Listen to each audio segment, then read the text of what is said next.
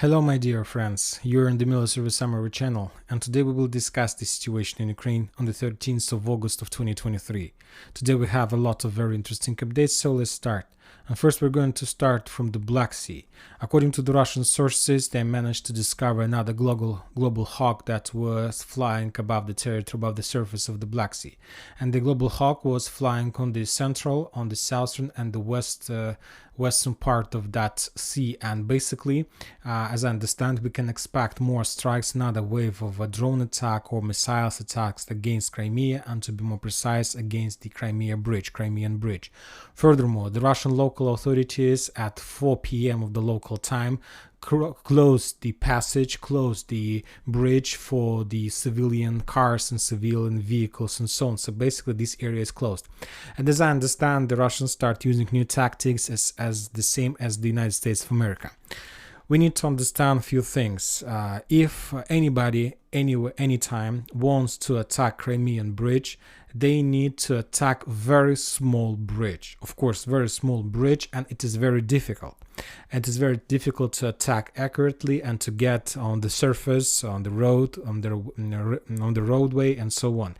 And to do this, of course, the best solution for the Western countries and for the United States of America is to have something on bridge that will send a signal. For example, if there is something on the bridge that can send anywhere a signal that can be retranslated to the Ukrainian intelligence or to the other services, then it's the best configuration to attack the bridge. So as I understand, the Russians managed to discover the Western tactics, and every time the global hawk appears above the surface of the Black Sea, the Russians close the bridge because probably there is a car or there is a tactic to send the car on the bridge that can send a signal to the global hawk, and this signal will be retranslated further to probably to the territory of Odessa, or let's say to the Ukrainian services, and this signal, these coordinates can be used for the Ukrainians for the Storm Shadow missiles, for S-200 missiles that upgraded to land attacks, and this is the situation. So basically we see the new tactics and some adoptions from both sides, either from the Russians and the United States, how to prevent difficult and very interesting situation, very dangerous situation in the Crimean area. Furthermore, today the Minister of Defense of Russian Federation published very interesting information that at 6 a.m. of the local time, the Russians discovered a small ship by the name of Sukra Okan under the flag of Palau that was heading in direction of Ismail, the Ukrainian port. The Russians started their action, they started acting and required this ship to stop and to get prepared before the inspections. But the ship didn't reply to the Russian signals and increased the speed and continued their movement in direction of Ismail, the port that located on the river Dunabi.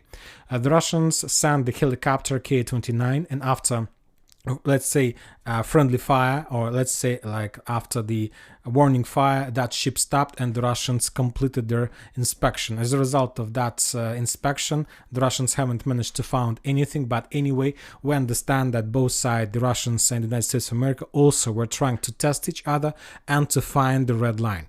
Of course, we expected this situation from the United States of America, from the NATO countries. Of course, the Russians reported that they will inspect every single ship and not allow anybody to enter South Odessa area and so on, and will not allow anybody to send weapon to Ukraine, and that was the Russian red line. And the Western countries, of course, wanted to test the Russian reaction on this situation, and we see the Russian reaction. From one side, we see that the Russians shown their balls and that they can do, and that they're a man of word, and if they told us, they would complete and they would follow everything, every single word they told us. But from the other side, we see that this is also a weak position from the Russians, because the next time when the Western countries will send the ship and the Russians will take a decision to inspect the ship, the Ukrainians can make an ambush for the Russian ship and to attack the ship with the Navy drones. So very difficult and complicated situation, and the Russians need to be ready for everything. Now we're moving further to the Kherson area. The Russians reported that as a result of fierce clashes in this area, the Ukrainians lost 20 soldiers, 4 armored vehicles and 1 artillery system, Howitzer M777. The Ukrainians still control and have a small bridgehead on the Russian side of Dnipro River. Basically, the Russians are not able to do anything with this. We can see the repeat of the same situation in the vicinity of Antonov Bridge, and the situation is as follows. The main Russian positions are located around this area, and basically the Ukrainian bridgehead on this bank of the river is blocked. The Ukrainians are blocked. They don't have possibilities to send tanks, to send armored vehicles. The only thing the Ukrainians can do is to send Marines and more troopers on this bridge of the river, on this bank of the river. And the only thing the Ukrainians can do is to create some trenches and to dig as deep as possible. And the Russians understand them and they control the entire situation. But from the other side, the Russians also can't counterattack and can't start the storming or clearing operation of this bank of the river, because the Ukrainians have established complete fire control over the Russian trenches, and as soon as if the Russians start movement, the Ukrainians start bombing and shelling the Russians from their bank of the river, because they see everything, because the Ukrainian bank of the river is located on the hill and the Russians is in the lowland. So what is the solution for this situation? The solution is very simple. The Russians, if they want to force the Ukrainians to step back, first of all need to suppress the Ukrainian artillery squads and artillery on the Ukrainian side of the river. It is a very difficult situation, a very difficult operation, because the main Lancet forces currently are located in Zaporozhye, on Orekhov bridgehead, let's say on the Kupiansk front line. And when talking about this area, we haven't received any evidence or any video or photo confirmation of usage Lancet during the previous week. That means that main Lancet forces, main drone forces were redeployed from this area to Zaporozhye. And currently, the Russians don't have technical possibility to suppress the Ukrainian artillery system. They can use just, let's say, Stab B howitzer, D20, D30 howitzer, just local regular artillery systems that, of course, are not able to suppress such artillery systems like M777 howitzer or, let's say, HIMARS systems, because of differences in range of usage of these systems. So Ukrainians can feel themselves pretty comfortable on this bridgehead. Of course, the Ukrainians are not able to develop the bridgehead, because from the other side, the Russians, of course, have some certain control over the river, and they can destroy every single ship that goes on the Ukrainian side. And another important thing, that Ukrainians can't send the boat from one side to another. The Ukrainians, if they want to land their troopers on this bridgehead in the vicinity of Kazachye Lagery, they need to start their movement probably somewhere maybe from Ivanovka. So they need to pass a very big distance, and of course the river is under Russian control. And so this is a both side controllable situation. From one side, the Russians can't force the Ukrainians to step back until at least they will get some technical equipment like Lancet to suppress Ukrainian artillery. And from the other side, the Ukrainians can't develop the bridgehead because of absence of armored vehicle and the lack of armored vehicle. And of course, there are a lot of Russian trenches, and it's a suicide operation anyway. So this is the situation about Kherson. Now we're moving further to Zaporozhye area. Today we got some updates from the vicinity of Kamyansk and Petykhatki that we have already discussed in the previous video, and we got a lot of updates from Orekhov bridgehead from the Bradley Square. During the day, the Ukrainians made a lot of attempts to attack the Russian positions, and the Russian sources published a lot of videos. For example, today at 10 a.m., the Ukrainians launched another attack using 4 tanks, 1 light vehicle, Hammer, and up to 60 personnel in their offensive operation. As a result of those attacks, the Russians opened artillery fire, and today we got some videos from this bridgehead how another Ukrainian tank was trying to move among the fields. The Russians destroyed that tank using anti-tank missile. And on another video, we see how the Ukrainians were heading in direction of the northern part of Robotyne using significant number of forces, infantry. The Russians were bombing and attacking the Ukrainians forces along this forest line that goes from the Ukrainian positions on the north to the northern part of Robotyne, which from one side confirms that the Ukrainians have some bridgehead on the northern part, and that the Russians controls just the central and the southern part of Robotyne. One more thing about this operation of Ukrainians. This northern part of Robotyne is even worse than the developed bridgehead among the fields in Robotyne. The thing is that Ukrainians spent around 2 months to capture a small bridgehead inside of the settlement. That means that currently, of course, the Ukrainians are pretty tired of previous days of losses and so on, and this situation with the north of Robotyne is like a bonus to a dog, that Ukrainians can have tasted this, the taste of blood, and now they want to send more and more forces to the settlement with one purpose: to develop the bridgehead and to penetrate the central defense belt in Robotyne, and to force the Russians to step back completely from the settlement, to basically to repeat the situation in Urozhaine. And from one side, this, let's say, gives the Ukrainians some feeling of victory, but from another side, we understand that it will lead to increase of Ukrainian losses during this battle as well, because the Russians control the situation, and the both previous two videos we discussed shown us the results of Russian counter-artillery duels and artillery strikes against the Ukrainian offensive forces. So this is about Zaporozhye. The Russians reported that as a result of fierce fightings in the vicinity of Orekhov, the Ukrainians lost around 40 soldiers, 13 armored vehicles, including 5 tanks, and 4 artillery systems. So as you can see, the main losses were among armored vehicles, 13 including 5 tanks, and one of the tank destroyed we just saw on the video. Now we're moving probably to the most important area of the previous 24 hours. We're going to talk about Urozhaine. A lot of updates, a lot of rumors, a lot of speculations, a lot of different information about this territory, about this sector. So let's try to understand what exactly is happening in this area. Today we got at least 4 important videos from this area, and we will discuss every single one.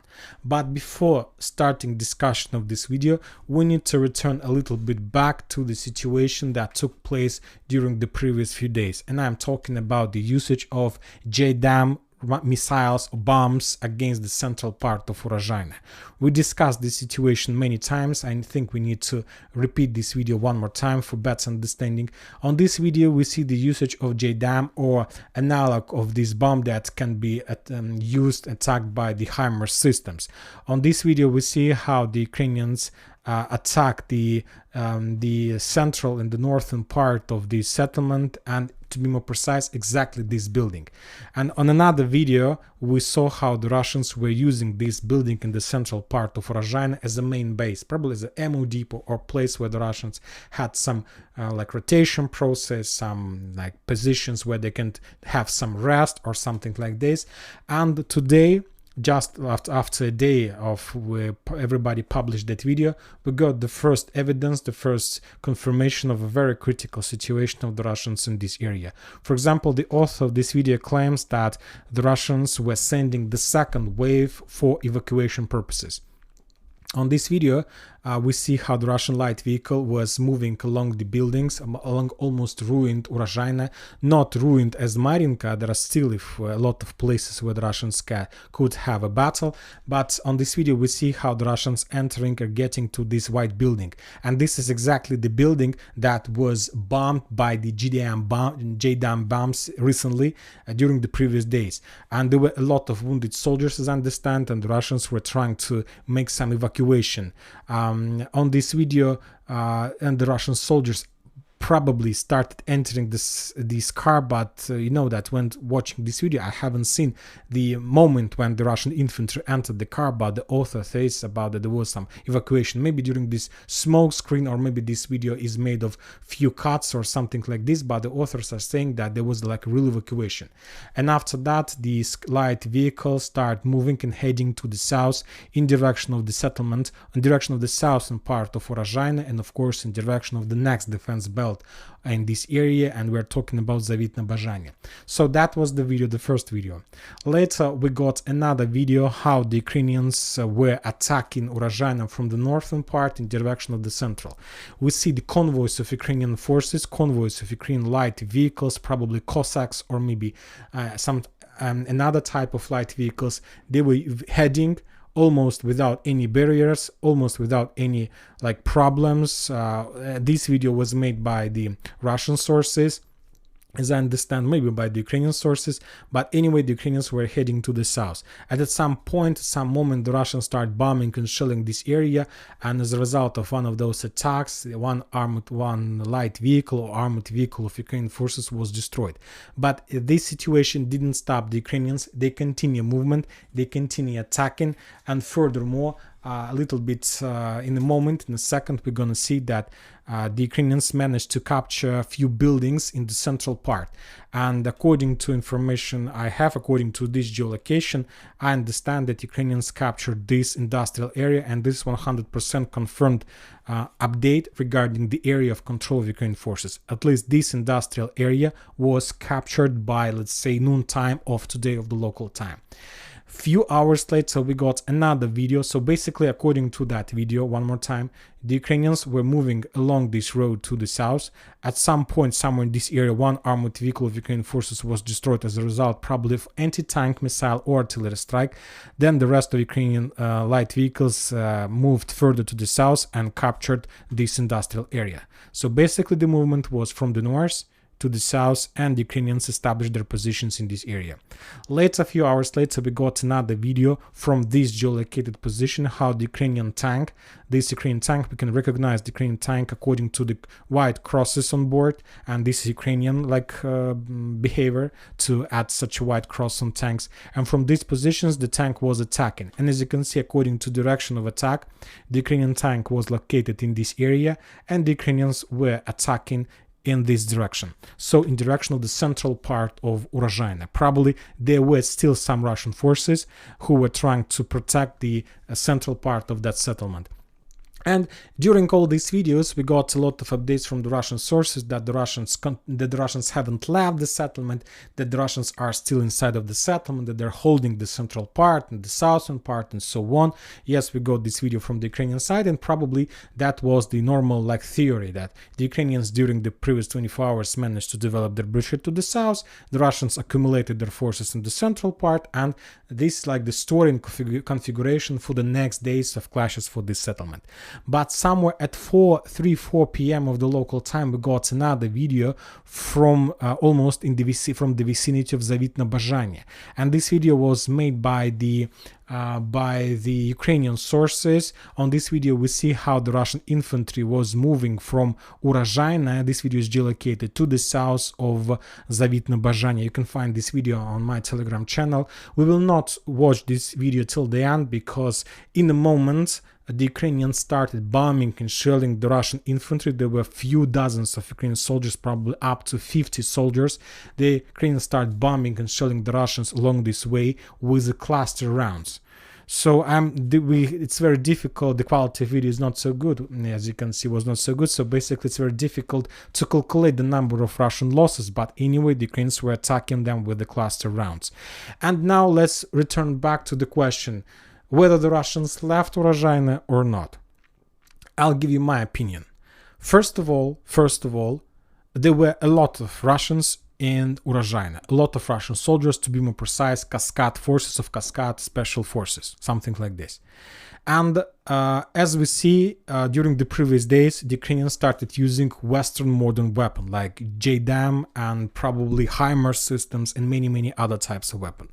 At some certain point of time, the Russians realized that there are very high risk of being encircled by the Ukrainian forces or to be destroyed by the Russian forces. And probably the Russian commanders took a decision to withdraw their positions and to step back from this settlement. And now imagine yourself the situation when the Minister of Defense or the Russian Telegram channel started saying or confirming that the Russians took a decision to withdraw their positions. Of course, it's going to be something like another tasty piece of cake for the Ukrainians, and if the Ukrainians manage to find out the situation, to discover the situation, of course they will launch significant number of waves of attacks against the Russian withdrawing forces. So basically, currently we see an episode of a very special operation when the Russians realized their positions, real situation in the settlement, and the Russians took a decision to save them, the manpower, to save experienced soldiers, to evacuate from the settlement. But for the rest of the world, the Russians took a decision to tell that we are keeping the settlement just with one purpose: to slow down the Ukrainians, to not to give them possibility to feel them safe, and just to slow them down. and not to give them opportunity to attacking the Russians back. Of course, there are some forces in Urozhaine, but there are mainly rearguard forces. Nothing more, just rearguard forces, and as soon as the Russians complete the evacuation, these rearguard forces will leave Urozhaine as well, and the Ukrainians will complete this battle of this settlement. I expect that probably within the next 24 hours, the Russians will complete the evacuation and the Ukrainians will establish final control over this settlement. And one more time, based on this video, we see significant number of Russian infantry that were heading from Urozhaine to Zavitne Bazhanye. A lot of troopers, so probably around 60% of the infantry was already evacuated from that settlement, and just the rearguard forces were making some kind of protections in that settlement, not to allow the Ukrainians to destroy and to encircle the Russians in this area. Furthermore, the Ukrainians continue bombing and attacking the Russian positions with drones. Today they published a lot of videos of drone strikes. The Ukrainians continue. On this video we see how the Ukrainians destroyed the radar. On this video we see how the Ukrainians discovered another truck that probably was moving to one of the settlements with ammunition or food, and that truck was attacked by the Ukrainian drone. The Russians reported that as a result of fierce fightings in the area between Vremivka tactical bridgehead and South Donetsk area and Ugledar and Marinka, the Ukrainians lost 80 soldiers, 8 armored vehicles, including 1 tank. So this is the situation of Urozhaine. So we expect the complete withdrawal of the Russians from this area. Also, the Russians published the video of another Lancet strike. On this video we see how the Russians managed to discover the Ukrainian self-propelled howitzer 2S1, and as a result of Lancet strike, that howitzer was destroyed. So, but this is the only thing that we got positive from the Russians. Of course, the evacuation, probably they managed to save lives of soldiers and the destroy of artillery system. When talking about Donetsk bridgehead, we have already discussed the situation in the morning about the Russian offensive operation in the north of Novomikhailivka and more drone strikes against Krasnogorovka. And during the second half of the day, we got another interesting update that the Russians managed to discover and to destroy the Ukrainian radar or anti-artillery system, anti-artillery radar behind Первомайsk on the north of Krasnogorovka that Ukrainians were using to discover the Russian artillery positions using some kind of intelligence drone the Russians discovered. And after artillery strike, the Ukrainians lost another radar in this area. And that attack, that episode was a part of the Battle of Nivolskoye. Of course, because we understand that Ukrainians used these fields between Karlovka, Nitailova, Pervomayska as the area to support the Ukrainian forces in Nivolskoye and Krasnogorovka. So this is another episode of the battle, as I understand, of the settlement by the name of Krasnogorovka. Now we're moving probably to the second most interesting part of the front line, to Klishchiivka. Before we start with Klishchiivka, the Russians reported that as a result of fierce fightings in the vicinity of Marinka, Donetsk, Staromikhailivka, Avdiivka and Klishchiivka as well, the Ukrainians lost 300 soldiers, 5 armored vehicles. The Russians managed to repel 6 attacks, and as you can see, the level of losses is very heavy, at least in comparison with the previous day. Yesterday, the Russians reported about the losses of 110 soldiers, and today we see the level has been increased. And what was the reason of such changes? And as you know, the Russians start regrouping their forces in the vicinity of Klishchiivka. And this morning, in the previous video, we discussed that the Russian military authorities took a decision to redeploy additional forces in this area. To be more precise, the Russians took a decision to redeploy 2 motorized battalions and 1 artillery division. And we were guessing what was the purpose of this reinforcement, or to defend or to attack, and we got the answer to this question after somewhere at 4 or 5 p.m. and during the day, let's call it like this. First, we got the video from Andreevka. The Russian tank was moving to their positions to attack the Ukrainian positions along the channel. This video is geolocated. The Russian tank got along these forest lines on the west of Andreevka and started bombing and shelling in direction of Ukrainian positions that were located along the channel. So the Russian tank was attacking in this direction. So that was the first video of, let's say, another tank attack or support operation or something like this. After that, as soon as the Russians managed to secure the flank by these tanks, like to block this area, and basically it was not just a tank attack, it was a shield that the Russians were using to protect the Russian flanks in the vicinity of the southern bridgehead of Klishchiivka. Later we got the video how the Russians were started massive bombing and attacking of Ukrainian positions along the channel, along the canal. This video is also geolocated. As you can see, the Russians were using missiles of Grad weapon, and basically they managed to suppress probably some Ukrainian forces that probably were heading in some direction. And so let's add another arrow. And this is that attack was made by Grad system. And I'll remind you that according to piece of information we got in the morning, that the Russians have redeployed 2 tank battalions and let's call it 1 Grad division. And now we see, like in the afternoon, we see all these forces in action. And the most interesting and probably the most powerful video of the day is the Russian offensive operation in direction of the south of Klishchiivka. The Russians using the group of 2 tanks and probably 1 Terminator, because it's very difficult to recognize what kind of vehicles were involved in that operation, but I understand that there was 2 tanks and 1 Terminator, started their movements from the south, from Andreevka area among the fields, and started attacking heavily the Ukrainian positions in Klishchiivka. As you can see, almost every single building was under Russian attack. There were also artillery strikes, all types of strikes, weapon of the Russians they were using against this territory, and basically as a result of that heaviest attack, the Ukrainian position was suppressed, and those who managed to survive, of course, were forced to step back from this bridgehead. And we have updated the map showing that the southern part of Klishchiivka is under complete Russian control. So that was something like this. The Russians started moving along the forest, along the fields in this direction. And as a result of attack, the Russians cleared the southern part and forced the Ukrainians to step back, probably in direction of the forest that located on the west of the southern part of Klishchiivka. I believe that this territory is in the gray zone, but as I understand, after very fierce clashes and battles that took place in this area during the previous weeks, the Ukrainians lost a lot of blood, a lot of soldiers, a lot of manpower, a lot of everything they have. And we also discussed that one of the most powerful battalions, 24th Separate Assault Battalion Aidar of 5th Assault Brigade, was completely destroyed during those attacks, and the Ukrainians were forced to move this battalion in direction of the mainland for regrouping and so on. Furthermore, we got updates that the forces of Lut Assault Battalion also were destroyed and reduced almost till 0 during those attacks. And the Russians also, an important update, that the Russians have redeployed their forces of tanks and artillery that we discussed from Liman front line. Not from somewhere, I don't know where, but from Liman front line, very close to this area.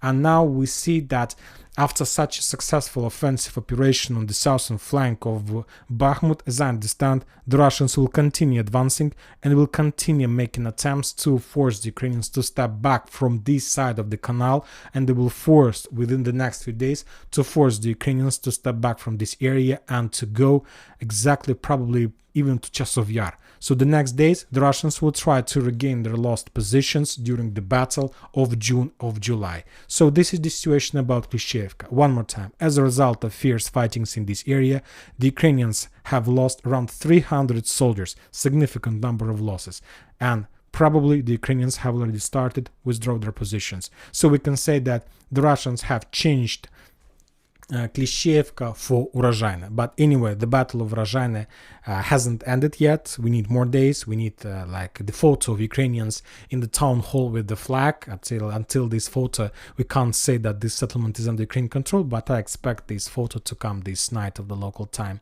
When talking about the northern flank, there were no updates. During the previous days, the Ukrainians also had a lot of forces in this area, and currently they're continuing the regrouping, and I'm not even sure that they will try to restart or repel that attack. So this day is a tank day. We see a lot of usage of the tanks in Urozhaine, in Zaporozhye, in the Bradley Square, in Klishchiivka. So a lot of tanks were destroyed, very powerful tank battles during the day. When talking about serious front line, there are no changes. The Russians moved some artillery forces to the combat line and continue doing their regular job by attacking and reducing the Ukrainian positions in the vicinity of Sporne, in the vicinity of Bilogorovka, in the vicinity of the forest. This forest, for example, is under control of 54th Mechanized Brigade. The Russians reported they discovered another position of Ukrainian forces, and after artillery strike, 7 Ukrainian soldiers were wounded or probably killed. On this video, we see how the Russians were attacking the Ukrainian positions along the Bilogorovka settlement. We see how the Russians discovered another checkpoint or stronghold of the Ukrainians, or machine gun positions or tank position, and as a result of artillery strike, that position was destroyed. But one more time, without any changes on the ground. The Russians are not making any attempts to attack in this direction.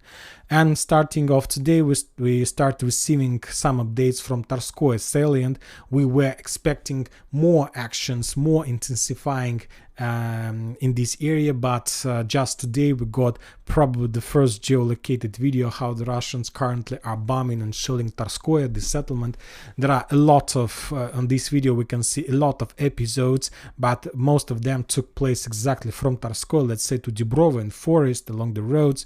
The Russians were bombing. During the previous months of Ukrainian control over this settlement, over this sector, the Ukrainians managed to create a very powerful network of strongholds, which of course reduced the Russian speed, and now the Russians are almost on the edge positions. And before continue their offensive operation, first they need to destroy all those strongholds, and of course it will take time.